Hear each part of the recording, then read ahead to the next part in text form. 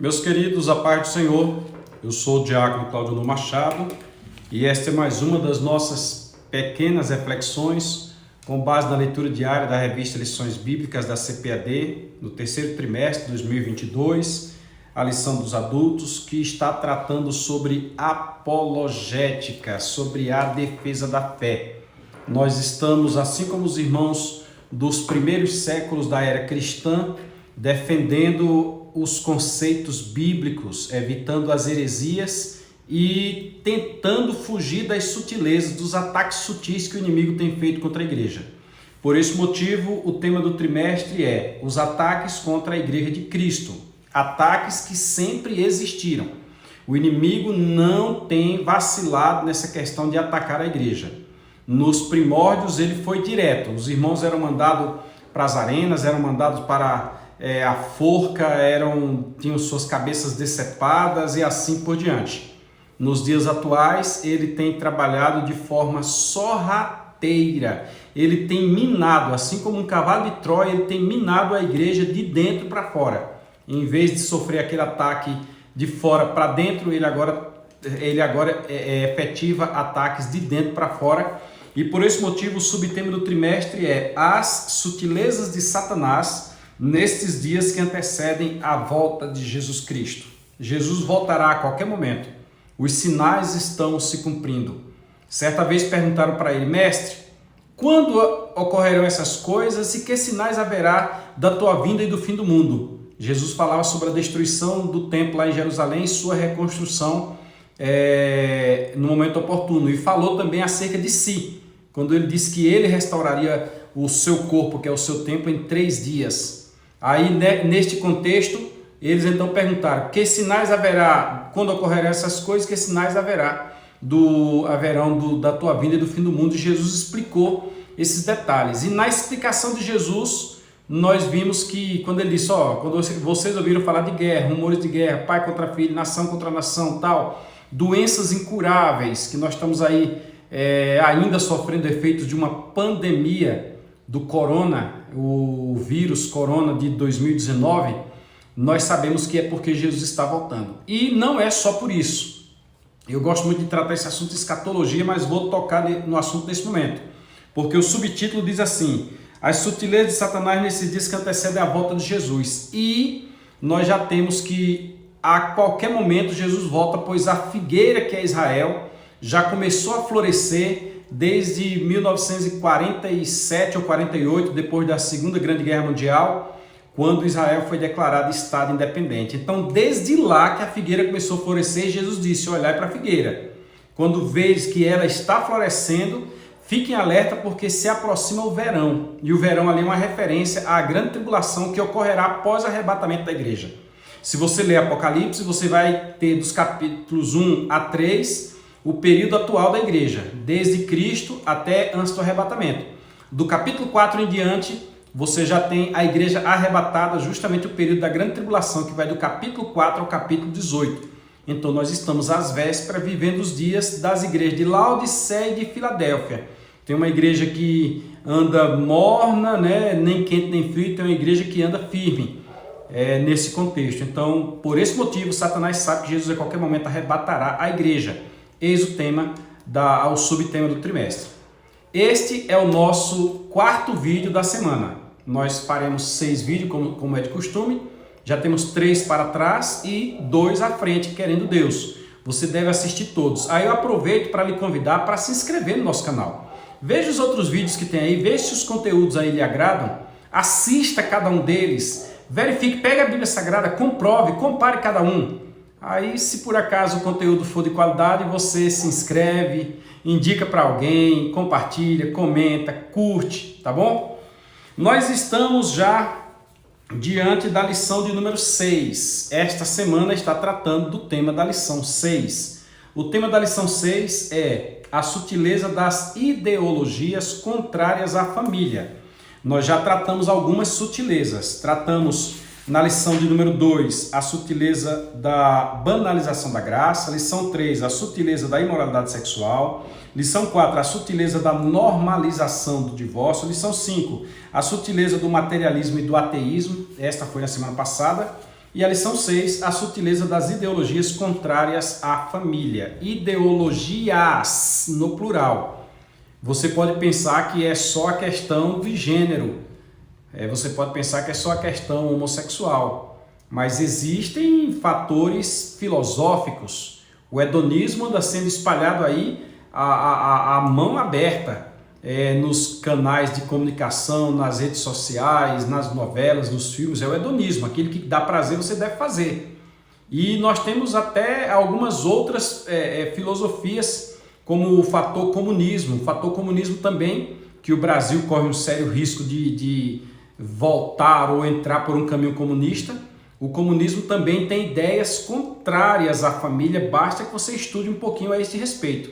Então, nestas ideologias, nós hoje leremos, na quinta-feira, no livro de Gênesis, capítulo 2, versículo 23. Capítulo 2, versículo 23. Nós lemos na segunda-feira que a família e a união indissolúvel entre homem e mulher. Na terça, a família como célula máter da sociedade. Você deve acompanhar aí, tem um bom comentário. Na quarta, a monogamia como princípio bíblico no casamento. E hoje, o valor e o devido reconhecimento da mulher. O valor e o devido reconhecimento da mulher. Gênesis capítulo 2, versículo 23. Farei leitura na tradução Revista Almeida e Corrigida. Eu sempre digo para que você possa acompanhar e não ter dissonância na hora de ler, fazendo uso da Bíblia de Estudo Defesa da Fé, editada pela CPAD. Versículo 23 diz assim: E disse Adão. Como assim? Deixa eu contextualizar. Adão estava triste, Deus viu que o homem estava triste, pois todos os animais tinham sua companheira, sua adjutora, e Adão não tinha. Deus então fez cair sobre Adão um profundo sono, tirou-lhe uma costela, cerrou-lhe carne no lugar, e daquela costela Deus fez uma mulher para Adão. E Adão, neste momento aqui agora, despertou do sono que Deus pôs sobre ele, e a primeira visão que Adão tem é de Eva, na sua presença. Como alegra quando nós vemos a pessoa amada. Como alegra quando nós vemos aquela pessoa com quem nós podemos coabitar. Aí disse Adão, assim que viu Eva, neste contexto que eu estou lhe falando: Esta é agora osso dos meus ossos e carne da minha carne. Esta será chamada varoa, porquanto do varão foi tomada. Texto muito lindo, eu acho maravilhoso isso aqui, porque Deus, quando fez bem feito. Disse o pastor Antônio Gilberto, eu lembro perfeitamente disso, que o verbo utilizado no original para o homem é criar. Deus criou o homem, pegou o barro e fez o homem. Mas o verbo utilizado para a mulher já não é criar, é formar. As irmãs até gostam quando a gente fala sobre isso, porque diz que o homem é o rascunho e a mulher é o projeto, é a obra-prima. E a bem da verdade, aquilo que no homem não tem tanta curva, Deus o colocou na mulher. Deus completou na mulher. Deus colocou na mulher aquilo que o homem não tem, que é o fator sensibilidade. Homens não são tão sensíveis, não são tão dados aos detalhes. Deus colocou o homem com uma espécie de visão e colocou a mulher com uma visão diferente. Eu tenho um livro e ele diz que chega o casal no ambiente. E lá no ambiente, na hora que sai, a mulher diz: Você viu fulana de tal? Aí ele diz: Não percebi não, estava lá, estava. Você então vai dizer que não viu o colar, a luva, a meia, o sapato, o cabelo, o botão? Aí vai descrevendo, eu não vi nada disso. Então você vai dizer que não percebeu também que Beltrana estava com isso, que fulano estava... Quer dizer, a mulher chega no ambiente e ela consegue ver tudo. Dizem alguns que é por isso que dentro das cidades as mulheres dirigem melhores que os homens. A visão da mulher é uma visão panorâmica. Ela consegue ver.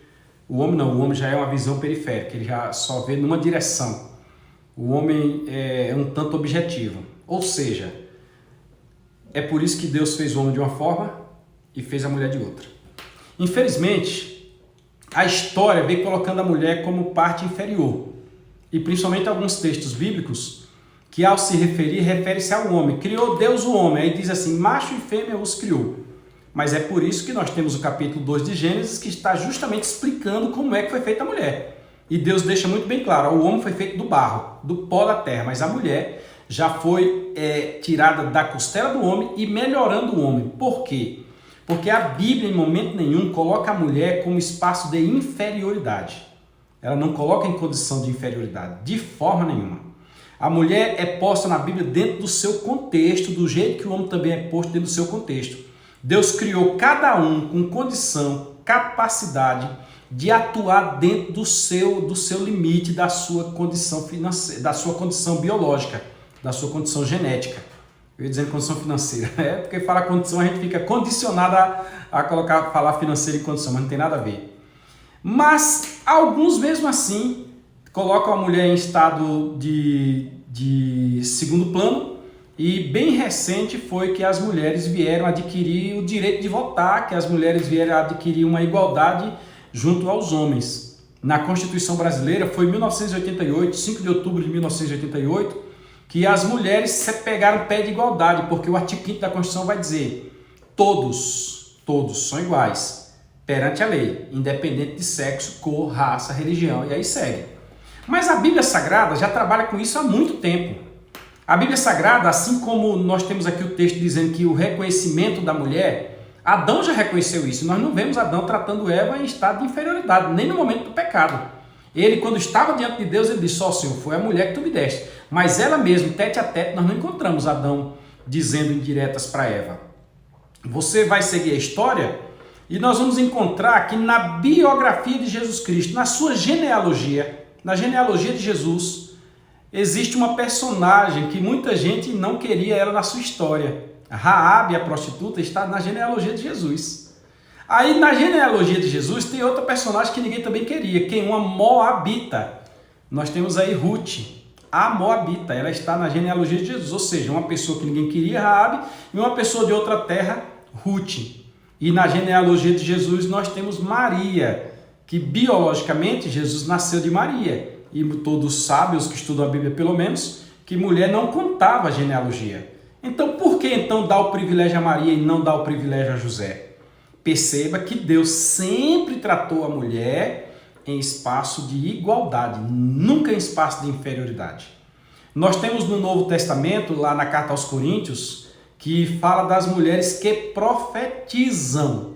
Apesar de ter aquela questão do véu na cabeça, porque era um momento, era algo que acontecia somente na igreja de Corinto, ali envolvia Acrocorinto, envolvia mulheres que tinham vidas promíscuas e por isso tinha necessidade de na igreja colocar o véu. Se ela tivesse cabelo comprido, não precisava de véu. Mas se ela tivesse a cabeça raspada, aí sim ela precisava de véu, até porque o véu haveria de proteger ela de más línguas, de más conversações, porque quem usava a cabeça raspada eram as prostitutas. E eu não vou entrar no detalhe aqui agora. Nós temos um outro vídeo aí que fala sobre o véu. Se você tiver interesse, você pode assistir. Aí nós temos que a mulher sempre foi tratada em pé de igualdade. Há um casal na Bíblia, no Novo Testamento, em Atos dos Apóstolos, onde deveria se chamar Áquila e Priscila, porque na frente vem sempre aquele que tem mais autoridade. Mas o texto bíblico coloca Priscila e Áquila. Por quê? Mostra que quem tem mais autoridade era justamente Priscila. Nós temos Ágabo na Bíblia Sagrada, que atua em Atos dos Apóstolos, na vida do apóstolo Paulo principalmente, 2 vezes. No início do ministério de Paulo e no final da 3ª viagem missionária. E o texto registra que Ágabo, Filipe, já é Filipe. Filipe tinha filhas que eram profetisas. Eu já ia dizer que as filhas eram de Ágabo, mas não era de Ágabo, era de Filipe. Tinham filhas que eram profetisas. Eu lembro da história de um livro que eu li acerca da história das Assembleias de Deus, que determinados missionários com suas esposas foram enviadas, me parece que é o Japão, se eu não estou enganado. E lá a perseguição, a ditadura matou os missionários. Cá, a Secretaria de Missão ficou triste porque a obra missionária, tanto preparada, tinha desaparecido. Aí, passado um certo período, chegou uma carta direcionada à Secretaria de Missão, convidando para que fossem até lá para realizar o batismo de que, se não estou enganado, 200 irmãos aproximadamente de uma vez só. Aí embaixo foi assinado as esposas dos missionários que restaram vivas.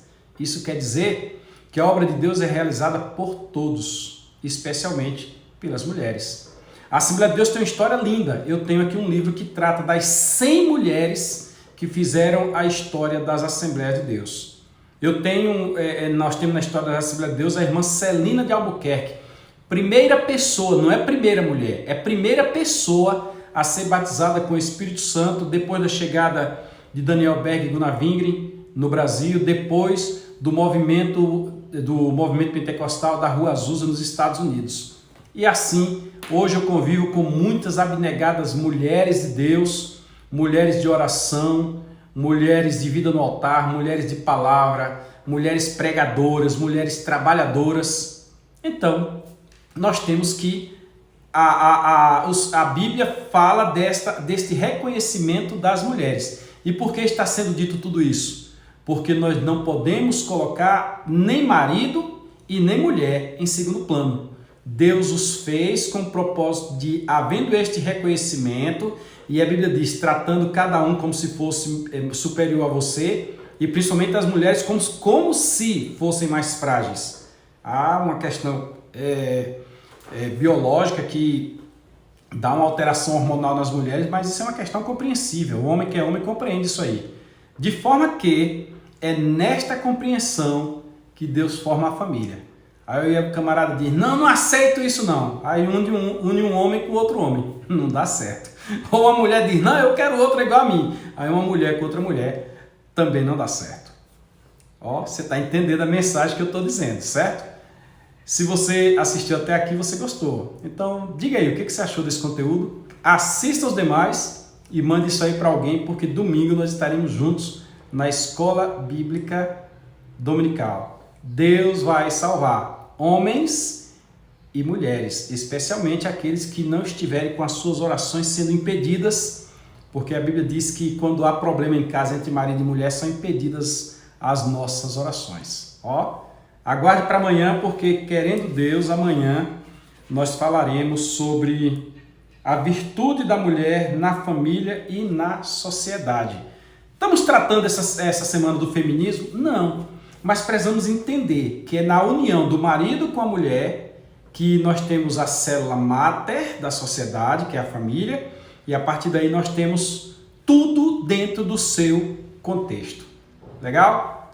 Até amanhã. Se inscreve aí no canal, não esquece não.